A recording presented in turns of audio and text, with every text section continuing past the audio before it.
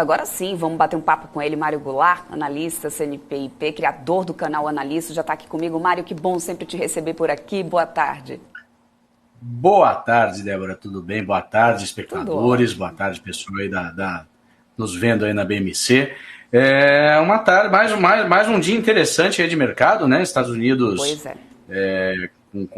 não, e o grande. Não, eu acho que eu vou falar primeiro do grande destaque hoje, que são as criptomoedas que deram um desarranjo generalizado hoje no mercado, né? Mas temos aí Um temos acirramento coisas ali interessantes. entre os gigantes de cripto. Aliás, o Gabriel Monteiro daqui a pouco vai trazer Gente, mais que informações sobre isso, mas confusão, né? Fazia que tempo que a gente babado, hein, eu não diria via um isso. dia. Não fazia tempo que a gente não via um dia aí, ó, Bitcoin, eu tô olhando aqui É mesmo. na minha colinha aqui do Investing, Bitcoin caindo 12%, Ethereum caindo 17%, né? Que É. loucura. Daqui a E pouquinho a gente tivemos até vai aí trazer mais. Estados Unidos É, virando a mão aí, que estava isso. indo bem, de repente também o mercado piorou um pouco a percepção. Brasil estava indo melhor também, mas Brasil está indo bem hoje, puxado pelo minério, né? Puxado pela Vale, puxado ali eu estava até olhando o gráfico aqui do minério de ferro em Dalian, as exportações de minério brasileiras, era o que estava puxando aí o mercado brasileiro, porque o resto não está assim, aquela maravilha toda. Eu estou vendo aqui os bancos caindo aí na expectativa do número do Bradesco, que sai logo mais. Banco do Brasil está no 0-0, mas é um diazinho um pouco complicado. Manda lá, como é que Não a gente tá vai falar? fácil mesmo não, né, Mário? Bom, mas vamos lá começar falando de alguns setores. Eu até já trouxe alguns resultados aqui, né? E a gente sabe que ainda tem muita temporada de balanço aí para acontecer, principalmente esse setor, né, de varejo é uma das grandes aí um dos grandes resultados que deve vir nesses próximos dias. Bom, esse setor de varejo, as grandes varejistas acabaram sendo ali certamente beneficiadas com as especulações em relação aos resultados desse segundo turno, né? A gente tem aqui hoje no varejo, deixa eu até atualizar aqui o pessoal, para quem está acompanhando a gente em casa, vou abrir aqui a tela do varejo, só para poder o pessoal ver no monitor de mercado aqui, ó, maioria em queda, inclusive as grandes varejistas terão resultados, com exceção de Magazine Luiza, que está conseguindo se manter aqui nessa contramão. E aí, eu não sei, Mário Goulart, quero que você traga aqui também a sua análise em relação a isso. Você acredita que isso já pode ser ainda uma especulação por causa dessa questão desse resultado político, que a gente sabe que acaba beneficiando, mas mais do que isso, eu queria entender o que é esperado para esse terceiro trimestre do setor de varejo diante dessa renda que a gente tem disponível ainda bastante pressionada, dos desafios relacionados, por exemplo, ao clima. Eu acabei de dar uma notícia aqui do Grupo Soma, falando que tem sido prejudicado aí na venda das coleções de verão por causa dessas mudanças climáticas aí, né, temperaturas historicamente baixas nesse período, e também com a base de comparação mais normalizada. O que esperar desse setor de varejo? Eu não estou muito otimista, porque nós temos aí ainda a questão da inflação pressionando bastante, né? Nós ainda não absorvemos bem todo o impacto de choque de petróleo da guerra da Rússia lá na Ucrânia, da operação militar especial, e a gente precisa lembrar que o inverno está chegando, né? Para os fãs aí de Game of Thrones tal, e afins, Winter is coming, o negócio está um pouco preocupante por lá, porque você não tem uma definição clara de como vai ser isso, e a grande aposta que todo mundo faz é que o Putin vai justamente usar o preço da energia no inverno na Europa para pressionar por uma solução para a encrenca que ele se meteu por ali, né? Então esse é um fator que eu acho que deve pressionar a inflação. Outro fator que nós estamos começando a ver aí, as sinalizações que o governo mandou de transição não estão nada boas, né? A gente viu aí ontem a Bolsa, não, e uma série de sinalizações aí de economistas, vai lá, com aquela pegada economia da Unicamp, né? Então estou vendo aqui o nome do Haddad, do Nelson Barbosa, uns caras aí que não ajudam muito. E a própria situação fiscal brasileira, o pessoal vendo aí a discussão de como é que vai dar uma pedalada, como é que vai dar uma furada de teto de gasto para manter, ou via PEC, ou via medida provisória, ninguém sabe ainda. Cada vez que eu abro aqui um site de jornal, eu vejo aqui qual vai ser a conversa que eles vão tentar passar para tentar manter o Bolsa Família, o Auxílio Brasil, sei lá como é que chama, o benefício em R$600 no ano que vem. Só que isso aí vai ser uma mexida em teto de gastos. A gente não pode se enganar em relação a isso. A gente pode mudar o nome legal disso aí, mas a situação fiscal já está comprometida. Estando a situação fiscal comprometida e com um componente de inflação que ainda não está muito bem equacionado, e muitos falam até que o preço dos combustíveis aqui no Brasil está represado. Eu não sou um especialista no assunto para dizer, mas muita gente diz que o preço do diesel, da gasolina, está represado por conta de algumas manobras políticas aí para tentar, do governo que está saindo agora, para tentar ficar bem na foto aí com o pessoal. O preço da gasolina voltou lá dos 7, 8 para 5, né? Então você tem esses dois elementos que devem pressionar os juros. Você deve pressionar aí o Copom para talvez não baixar os juros tão rápido. Essa história toda comprida aqui que eu contei justamente para dizer, eu ainda não vejo o cenário de juros dentro de como foi visto ali há alguns meses, de que os juros já chegaram no topo da sua curva e agora vão começar a baixar. E aí o que acontece? Você tem uma tripla ou quádrupla problema para o varejo. Você tem o primeiro problema é que os juros altos, você desconta os seus dividendos usando o modelo clássico aí, econômico, modelo de Gordon, né, para dar preço de ação, você desconta uma taxa menor, então o preço da ação fica menor. Depois você tem o problema é que a maioria das varejistas, a grande maioria dessas varejistas que a gente está olhando aí, é muito alavancada, é muito endividada. Então, elas têm aí com juros mais altos, elas têm um custo financeiro maior de rolagem das suas dívidas. Isso acaba impactando os seus resultados finais.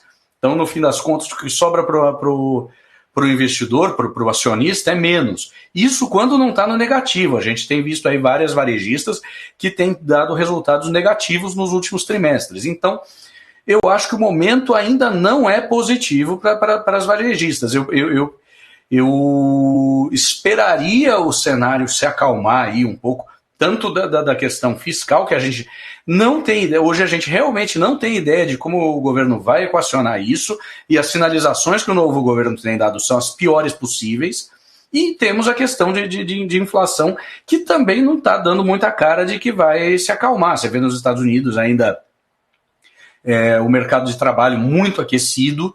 Então você tem aí um cenário que é praticamente certo que nós tenhamos mais inflação, o que pressiona a curva de juros.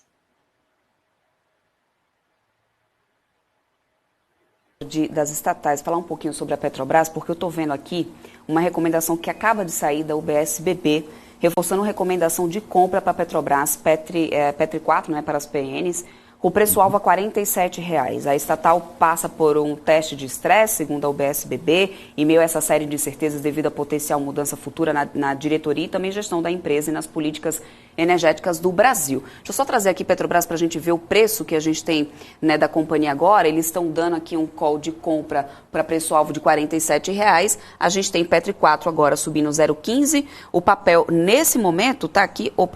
Deixa eu só ampliar aqui o painel para a gente conseguir ver mais fácil. Petri 4 aqui nesse momento está a R$ 27,19, ou seja, eles estão dando um call até com preço-alvo de R$ 47,00. Tem espaço aí para tudo isso? Teria que vir bastante upside aí e diante desse cenário que a gente tem. Vou até fazer a conta. Né? Quanto que eles estão dando? 40 aí? Preço-alvo de R$ 47,00. Se é que essa nota que está chegando aqui para mim não foi redigida, não teve um erro de digitação. R$20 a mais. 74% de upside no preço da Petrobras. Você concorda com esse upside? Eu não sei. Eu acho que eles estão um pouco otimistas demais, né? Obviamente, vai depender muito, de novo, das sinalizações que o governo novo vai dar.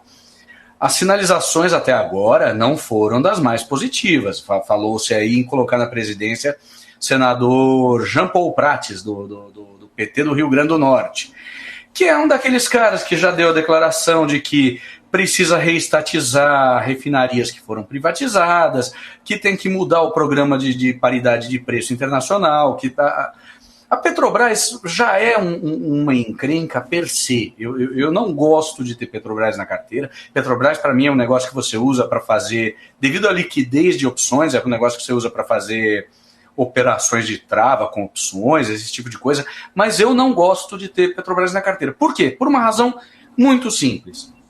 Existe um antagonismo conceitual entre a função do acionista majoritário versus os acionistas minoritários. O acionista majoritário da Petrobras enxerga a Petrobras como não importa quem seja o governo, tá? O Bolsonaro foi terrível em termos de uso político da Petrobras. A gente viu aí situações dele fazendo... e antes da pandemia, em abril de 2019, eu lembro que ele deu uma declaração ali sobre... preço de diesel, porque ele tinha que agradar a sua base, que é ali dos caminhoneiros, que fez agora bastante barulho, né, depois que ele não foi eleito, mas ele fez uma declaração ali desse tipo numa véspera de vencimento. Na época, o último dia de comercialização, de negociação com opções era na sexta, e depois tinha o exercício na segunda-feira, né? Foi antes da mudança. Ele fez uma declaração desse tipo numa quinta-feira à noite, antes do último dia de negociação de uma série lá de opções, que mexeu com o mercado, derrubou 9% a ação. Então, você tem esse antagonismo, né? O acionista majoritário é um cara que ele quer fazer uso político da empresa. E tem os acionistas minoritários que estão ali para receber lucro e dividendo. E eles acabam se prejudicando por conta dessas interferências que o governo faz. Isso, pelo histórico do governo do PT, o governo do PT, vamos lembrar, os caras levaram o preço da Petrobras abaixo de R$5, né, com uma série de ingerências, não foi só a corrupção, mas foi a má administração mesmo. Você vê aquele negócio de Pasadena, que eles compraram uma refinaria completamente sucateada, por acho que $1,3 bilhão que valia dólares, que valia $45 milhões. Umas coisas assim absolutamente fora da realidade. Então o histórico do PT no governo não é nada positivo para a Petrobras. Por mais que a gente tenha aí um cenário que hoje é positivo para o petróleo, por conta aí de guerra na Ucrânia, de aumento de demanda, a própria China voltando, se bem que o pessoal está falando de China voltando de lockdown, eu tenho interlocutores na China que estão em lockdown agora, entraram em lockdown na sexta-feira. Então, alguns rumores que a gente tem ouvido de Covid-0 na China não são tão positivos quanto o mercado está acreditando, mas, obviamente, o mercado chinês em algum momento vai voltar a demandar mais petróleo. Então, o cenário, de um modo geral, é positivo para o petróleo, mas com uma administração que a gente não sabe o que esperar dela e com um histórico que é terrível, eu fico um pouco preocupado assim, de dar esse upside de 74% aí.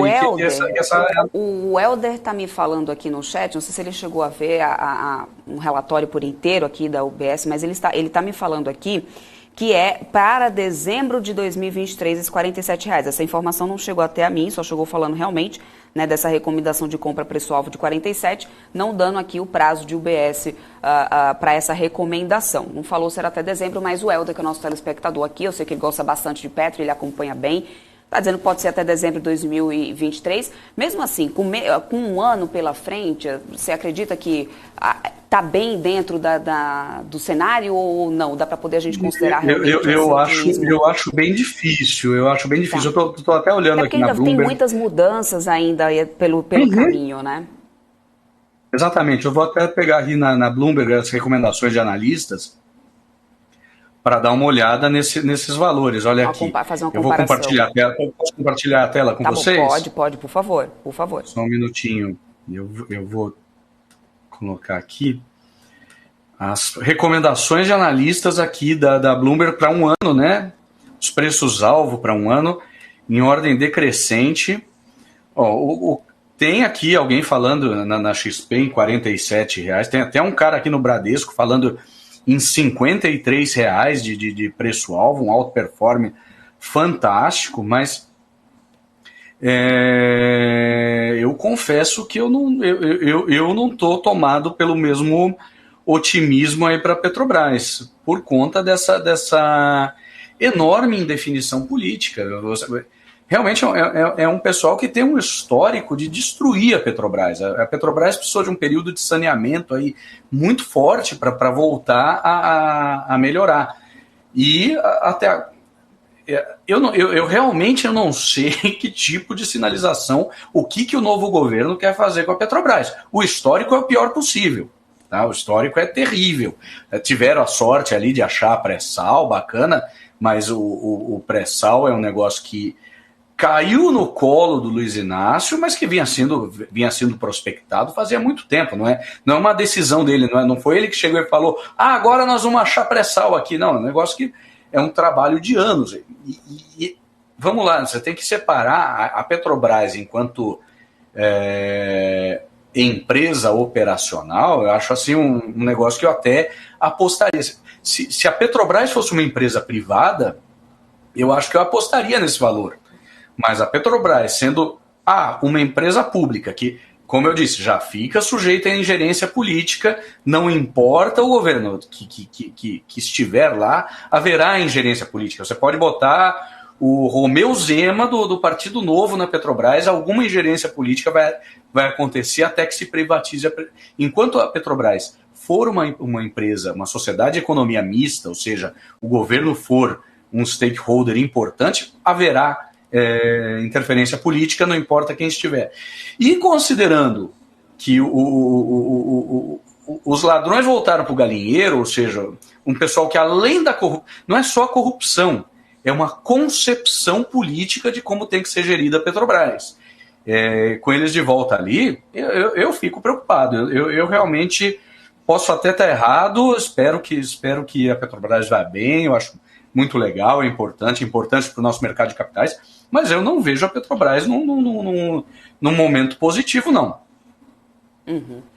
Bom, inclusive, vamos falar agora também sobre a questão do minério. Você até falou da gente estar bem suportado aqui hoje. Deixa eu trazer aqui no volume, que a gente vai ver isso claramente aqui, né? No mapa de calor aqui no volume negociado. Olha só, a Vale, né, trazendo aqui realmente esse maior, apesar de que Petri 4 também em relação de volume financeiro está bem páreo aqui junto com a Vale, mas a Vale subindo 2,85% e a Vale subindo desde o início, né, do dia. A gente teve nessa segunda-feira aqui até um telespectador que levantou aqui um questionamento sobre essa questão desse otimismo em relação, né, a cotação da commodity minério de ferro, com a retomada ali do mercado chinês, a retomada da economia chinesa, relaxamento ali da questão da intolerância, né, da política do Covid-0 por lá. Porém, ele levantando um outro questionamento, né, sobre essa questão do mercado imobiliário na China não está nem um pouco bom. Né? Pelo contrário, até daqui a pouco eu vou trazer uma informação sobre uma lista lá dos bilionários que reduziu bastante essa lista, diminuindo pelo menos 29 pessoas. Uma dessas pessoas é justamente uma empresária do setor imobiliário que perdeu aí muita grana. Né? Então, o setor imobiliário lá não está nada bom. E isso aqui, né, teoricamente, é o que vem trazendo, o que traz realmente o aquecimento, né, no minério de ferro. Então, e aí, não seria uma expectativa meio um voo de galinha, digamos assim, ô Mário? Pode ser sim, porque o gráfico do minério aqui, ele já não vem bem no último ano, né? Eu vou mostrar, vou compartilhar aqui com vocês de novo, mas olha aqui que coisa desanimadora. Isso aqui é o valor em junho, né? Deixa eu pegar até num horizonte mais longo, mas no último ano, desde fevereiro, que o minério de ferro vem caindo, o preço de exportação Brasil para a China. Tá? Então a gente não tem aí um cenário que está muito confortável para o minério de ferro. E aí, no finalzinho aqui, no último, essa subidinha aqui, deixa eu botar aqui na escala de um mês, a gente vê aqui Vamos manter aqui na de um ano, tá? Olha aqui de outubro, do começo do mês para cá. Essa subida da Vale, essa recuperadinha aqui.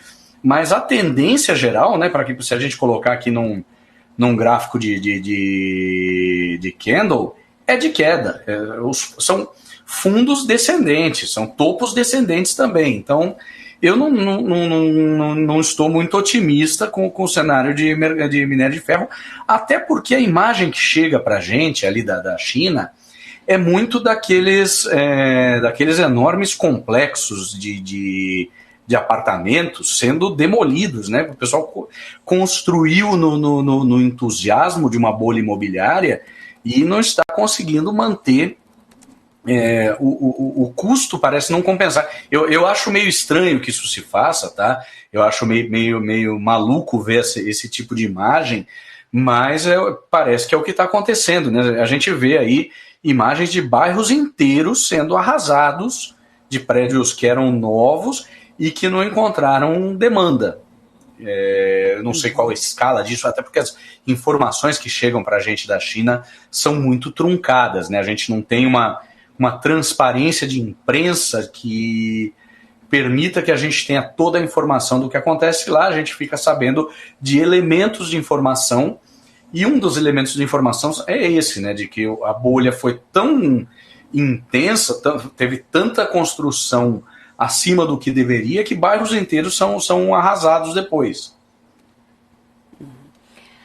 Quero muito agradecer, Mário, é sempre muito bom bater esse papo aqui com você, para poder fazer uma análise aí geral do cenário. Muito obrigada mesmo, espero contar sempre com você aqui na nossa programação. Seja sempre bem-vindo aqui na BMC News. Muito obrigado, é um grande prazer, uma grande alegria. Obrigado aí para o pessoal que está nos assistindo, um bom final de tarde. Lembrando aí que temos aí mais 1 hora de pregão essa semana, né? Exatamente, a gente agora tá tendo overdose de Débora por aqui, né? Agora eu vou das 4 até às 18 com o pessoal. Vamos ver. Espero que ninguém enjoe aqui de mim. Não enche o saco. Essa era aquela hora que a gente já começava a falar, daqui a pouco vai terminar o pregão, tal, 5 horas, tranquilo. E é um negócio ruim também, porque a primeira hora do pregão agora está sendo aquela hora meio perdida, né? Porque antes de começar Nova York, que era às 10h30, agora é às 11h30, pouca coisa acontece, né? O pessoal fica só meio estudando o mercado, aí depois a coisa começa a acontecer de verdade depois, então tem essa hora adicional aí, é um pouco difícil da gente se adaptar. Espero que a única coisa boa que parece que eu estou ouvindo aí do novo governo é que ele está consultando sobre a volta do horário de verão, então a gente vai ficar um pouco mais tranquilo com isso aí. Gente, uma boa tarde, um bom final de tarde para vocês. Obrigado, Débora, e até a próxima. Obrigado pelo convite. Tchau, tchau.